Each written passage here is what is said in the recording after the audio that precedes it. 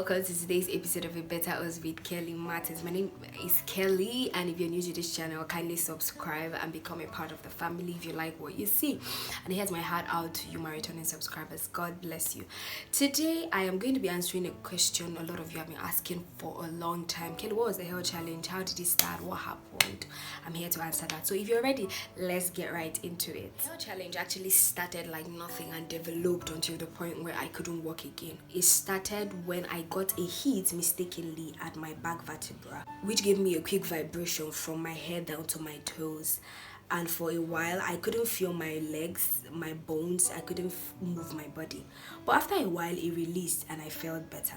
Few days after that, I realized that I started feeling this unease when I tried to move my neck around. At first I felt it was a bad sleeping posture, and whenever I tried to give it more pressure than usual, it would pain me so much, and I would feel that same vibration again I felt when I had that hit the first time. I told my family about it, and they said it was probably a bad sleeping posture. My mom gave me some pain relief drugs. I remember one morning, on a Saturday morning precisely, we're having a good time. I started in the kitchen making breakfast, and I brought it up, and they said, you know how to make much other about nothing. Stop thinking about it. I knew they were just trying to help me get my mind off it and trying to convince me that it was a bad sleeping posture. Usually, any pain you feel as a result of a bad sleeping posture, at most, it stays for 2 to 3 days. That is if it's very bad and it goes. Plus the fact that I was taking some pain relief drugs. But this whole thing persisted. One of the days, I fell down at the stairs and hit my neck on a rod. I screamed until my people came and helped me up. Falling, I knew I did not sleep. It was, of course, on a broad daylight, so I was seeing well. But I knew I fell as a result of a quick exhaustion I felt on my bones, and the same vibration came after it from my head down to my toes. My mom had given me some pain relief drugs and said that I would be fine, that it was just a fall, so I shouldn't worry about that. Now, at this point, the pain kept increasing. It was as though the fall aggravated the whole thing. Some weeks after, I fell down yet again on the stairs.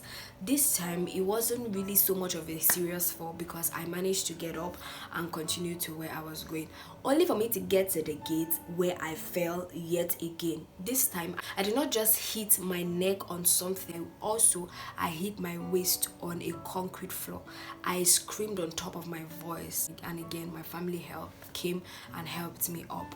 It was at that point that my parents knew I needed to see a doctor, because the fall was also as a result of the quick feeling of exhaustion I felt all over my body. We met the first doctor, who after checking me had told my mom that nothing was wrong with me, that he doesn't think it's a bone problem. He prescribed some drugs for us and asked my mom to make sure I take them while she watches me to be sure. I tried to convince the man that I knew what I was feeling, and I had started feeling it long before we even decided to come and see him. But he refused and insisted that I was just being a child, that I will be fine. I had to agree, and I started observing the consistent reoccurrence of that feeling of exhaustion that was always making me fall. I started falling at the odd places, and it was becoming too embarrassing. And people most times were feeling, as old as you are, is it that you cannot look well, that you will just fall? Why are you falling unnecessarily? I was the only one understanding what I was going through at that point. At this point, I started feeling some radiating pains at the upper part of my spine, and I started feeling some sharp pains. Even got to a point where I started struggling with breathing, because when I breathe in, it kind of like gives me the same vibration and sharp pain on my spine, and it takes me quite a lot to breathe out. It became so much. At this point, my mom decided that it was time to go see another doctor. We actually went for a digital x-ray, which we went to see the doctor with. Now, at this point again, I think we saw 2 or 3 other doctors as well that were giving us different things. They were diagnosing me differently, that even got us more confused. One said it was cervical spondylosis, that there's a compression somewhere on my neck.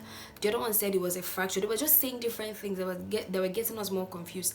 And for each of the times we went to see the doctors, they prescribed drugs for me, which we bought and I was taking, yet nothing was happening.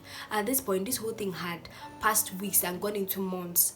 time was passing and my life was taking a new shape, because I literally stopped going to school. Whenever I even managed to go to school, I would feel a lot of pains and they would be forced to bring me back home.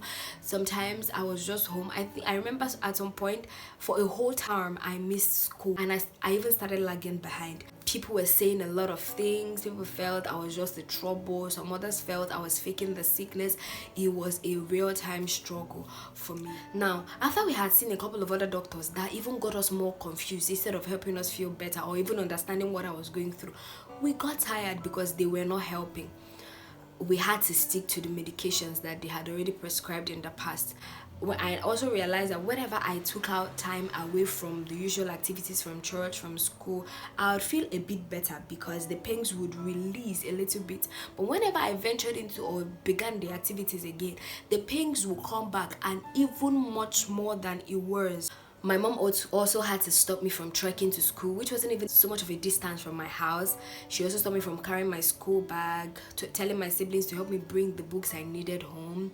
She stopped me from going to church. I stopped wearing shoes, anything that had anything close to a heel. My life took another shape, and it was terrible. They had actually at that point spent quite a lot on my health, buying drugs, consultation fees, seeing doctors, traveling and all of that. So it wasn't easy for anyone. It got to a point my parents everyone started misunderstanding me. At some point they even believed that I was faking the sickness per se. After a while, I think that was around 2015 or 2016, yes, 2016, someone had given my mom a doctor's contact. So she came to tell me that she thinks it's time we would have to go back to start seeing doctors. And I was like, okay, so how are you sure that this particular doctor we're going to see would know what to do? She said yes, because she knew the doctor from the past, that he happened to be the one that treated a family friend when she had a fatal road accident. So we went to see the doctor, who after checking me had said that he would have to place me on physiotherapy. I also think he said something related to the cervical spondylosis, the compression thing on my neck, and that it was the reason I was feeling the exhaustion and the radiating pains and all of that.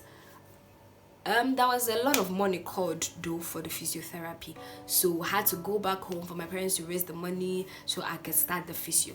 Well, we went back as soon as they got the money, and I started the physiotherapy. This physiotherapy lasted for a couple of months, but it happened to be that it was causing more harm than good. I said so because for every time I went to the hospital feeling better, I would go home feeling worse. The guy would literally press the hell out of me, put the heat on my back, yet I would go home feeling worse than I was before I came back. It was not getting better. At first I had told my mom that this physio seems to be increasing the level of pains I'm feeling, and she said that it is normal, that initially I will have to feel pains because this is the first time my body is experiencing something like this, but with time it would subside. It did not subside. Also, I was also bothered about the fact that the hospital where I was going for the physiotherapy was quite a distance from my house, and by the time we're done for each day, it was always close to midnight, and my mom would have to carry me or sometimes back me, as heavy as I was then, to trek for a long distance before we're able to get a cab. And most times, because the city where I grew up did not have a nightlife, we would have to beg for a lift from strangers. And yes, thank God they usually, out of compassion, give us the lifts, but it wasn't really safe because we would have gotten kidnapped or robbed or killed. It wasn't so much an easy thing because we would get home most times with every member of my family awake and worried, waiting for us to get home. Thank God nothing happened. That lasted for a couple of months, yet I wasn't getting any better. We had to go back to see the doctor, who at this time had diagnosed me with a new sickness. I think that at this point he said it was Maraja, I can't really remember. Now he said that he would have to place me on traction, where my legs would be hanged and I would be carrying weight for I think 2 or 3 weeks. I can't totally remember. Now he called quite a lot of money again as the bill. We also had to go back home for my parents to raise the money for me to come back and be placed on traction. Truth is, I wasn't comfortable with the traction thing at first because I felt, why would I have my legs hanged carrying weight when I am not feeling the pains on my waist, rather on my neck and at the upper part of my back. Why? My mom had convinced me that he was a professional, that I should just trust the process and that I'll be fine. Finally, we came back to the hospital and I was placed on traction. Now, it was a very crazy journey for me at that time. Two tangible things happened, two crazy things happened. Number one was the fact that I dislocated my both knees. I think that was 2016 because I remember having to celebrate my birthday on the hospital bed while on traction. Now, my both kneecaps went off, and I was thankful to God that when the doctor sees that I had a dislocation as a result of the weight, that he would take off the weight. But for where they didn't take it off, he insisted that I continued carrying the weight. Good. Another funny thing happened. It got to a point where people were dying on a daily basis at the hospital where I was, especially at the flat where I was. And a night before, I had a funny experience. Someone had died in the room before my room. And it got to that night looking as though it was my turn. But God forbid, thank God, I didn't die. The nurse that was taking care of me had come into the room quite earlier than the usual time and looking very upset. It was as though someone had gotten her upset before she came into the room. She wanted to give me an injection, but I told her that I had not eaten, that my sister just went out to get me something to eat. She started venting on me. Why have you not eaten? Well, you know that you're to be taking medications. I just told her, sorry, ma. My sister went out to get me food. She didn't even care. She went ahead to give me the injection. And she said that was my business, that when my sister comes back, that I can eat, that she doesn't have my time. She walked out of that room. I can't really remember every other thing that happened, but I knew that I woke up my eyes at first to darkness and then again to my sister praying. Thank God I didn't die. It was later that we realized that the injection she gave me was not the right injection. So not just that she gave me an injection without eating, she gave me the wrong injection. Anyway, thank God I didn't die. After 2 weeks, I think I stayed in the hospital for 1 month, 2 weeks placed on the traction. 1 week, the doctor used it to watch me and be sure that I was ready to be discharged. And the remaining 1 week was when my parents had to run around to get the remaining balance to clear the bills so I could be released from the hospital. After the traction, I realized that I felt better. The pains I was feeling had gone off from my neck and my back. I felt really better. Thank God. We even had to go for a family Thanksgiving after that because that was such a relief to every member of my family. We were so scared, Thank God for that. But something happened that I was rather too scared as well as excited to talk about. I realized that I had stopped feeling the lower part of my spine. I mean, you could pinch, beat, hit me on my waist. I would not feel it. Now, that got me really scared and worried. But I was so scared to talk about it because we had gone for Thanksgiving and we had told the whole world that God has healed me, that I was fine. So how was I even going to start talking about that again? I had to close my mouth and not spill. Now, it took me quite some months to learn how to walk again. I started by walking with aid and all of that. Remember, my legs were hanged. Blood wasn't really flowing towards my leg for the times I was placed under traction. Now, some months later, I realized that I had started feeling pains again. But this time, not on my neck or at the upper part of my back, but at the lower part of my back, my waist. I was so scared. I can't tell you how scared I was, but I was so scared. I was scared to talk about it as well because I didn't want my family members to start feeling or see me as a burden again. I mean, what is all this?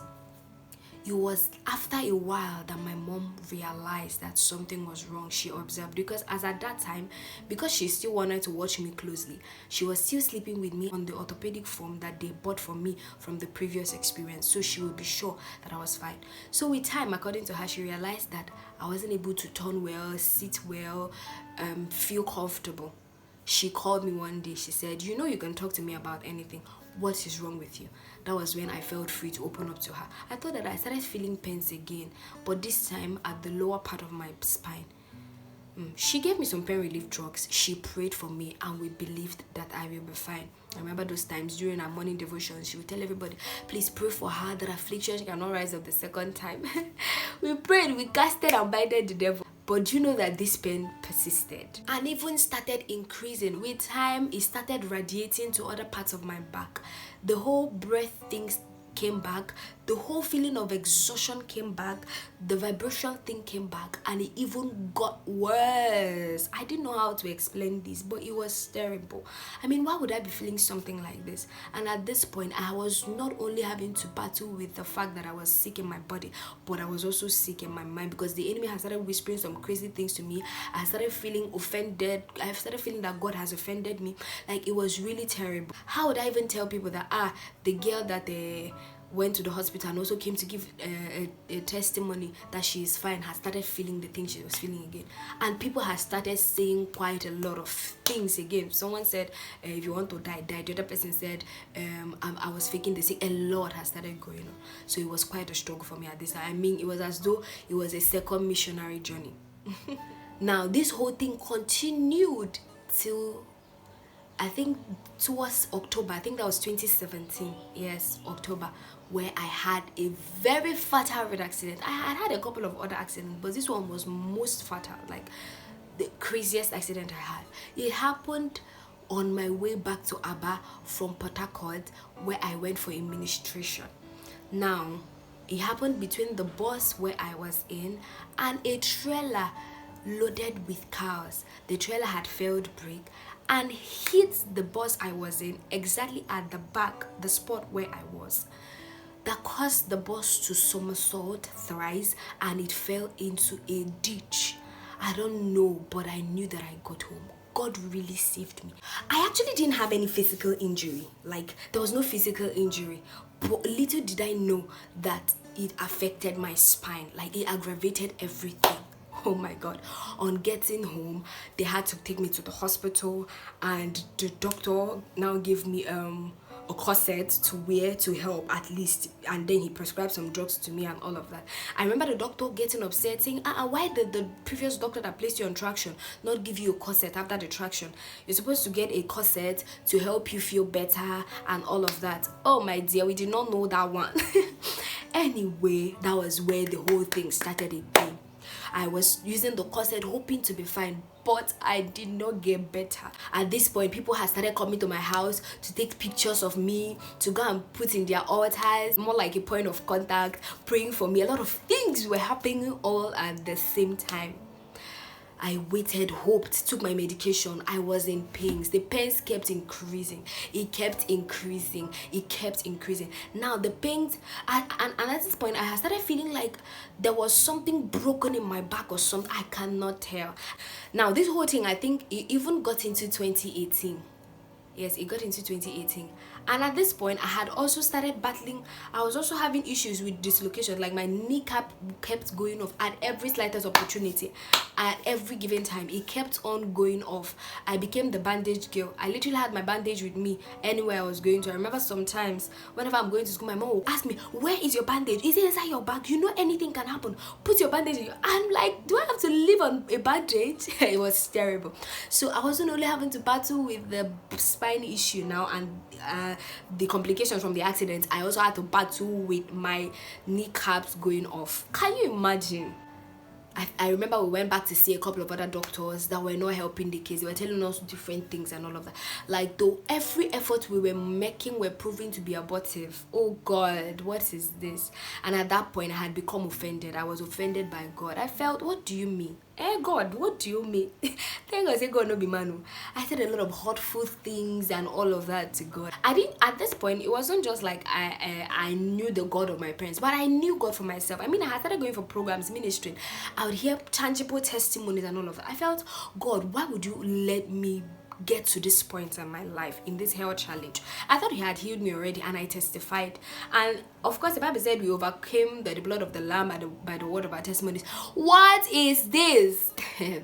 Anyway, somewhere along the line in 2018, I think somewhere at mid 2018, my sister has started working at a specialist hospital. Now, she called home one of the days saying that their hospital is actually a very good one, and that she believes that if my mom is able to bring me down, that they would know what to do about me. Remember, I had had the accident and all of that. she could actually convince my parents, and we set out on this journey. Now, because of the level of things I was feeling at that point, I cried my chest out. I cried from the moment we began the journey. I mean, from the point we left my house till we got to Oka and reached my destination, because the roads were bad and I was getting a lot of pressure. All the gallop and all of that, it was really affecting me badly. And I think that also aggravated the pain I was feeling. Let me try to describe to you a bit of the pain I was feeling at that time. You know, when you have your hands up for a long time, I remember at school we'll be given the punishment to kneel down and raise our hands up. Most times we don't cry because we are kneeling down, but we are crying because our hands are up and it's aching. You know that pain you feel? That was the kind of pain I was feeling in my back.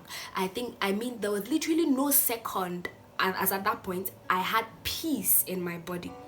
At some point, they've even developed a chest ache because as a result of the pains I was trying to hold or bear with my chest. When we had gotten to the place, we went to see the doctor, who, when he saw me and tried examining me, he said, her bones are so weak, as though he has been given a lot of pressure. What happened? That was when my mom gave him the history of the whole health challenge, where it started up to the point of the accident, the corset and everything. He now asked us to go for a CT scan, which was going to give us a clearer view of the state of my spine.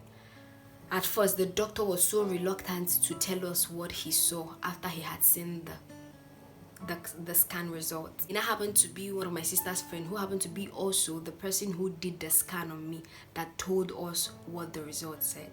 Now, when the doctor saw me again, he said, "Madam, your girl's bones are very weak.